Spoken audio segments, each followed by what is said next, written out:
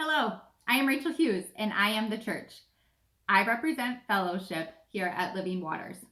When I think of fellowship, I think of our Living Waters congregants. Fellowship is about coming together with a common interest, in our case, God. So without congregants, there would be no fellowship. Fellowship is also about sharing our gifts and our talents with others. Well, it's no secret that the last several months have been hard. For me personally, when things took a turn back in March, fellowship chair was the last thing on my mind.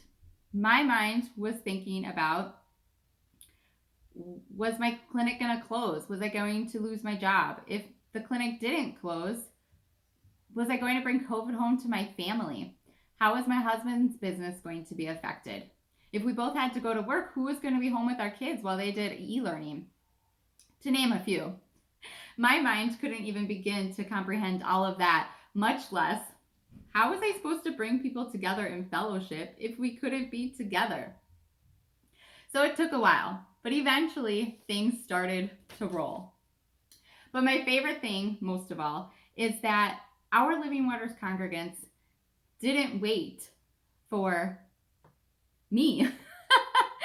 They just started coming up with things on their own, started sharing their own gifts and talents with all of us.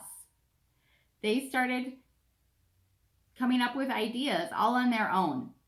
We had several activities and events that brought people together, and not just with fellowship, but through worship, through outreach, through education, through prayer, through property. We had the Stations of the Cross. We had bingo, singo, and trivia night. There was things to do in quarantine. Let's hope we don't have to dust that list back off and bring it back out. We also had a dessert slash cake decorating contest for Living Waters anniversary. We had movie night. We had taco truck. That was my favorite. We've had a bake sale. There's the Enchanted Forest, flamingos. There was crafting with friends, daily prayers. There was also the church garden, as well as flower bed cleanup at the church, just to name a few. All of these things have brought people together with one common interest, and that's sharing our love for God and being His hands and feet. So join us and be the church.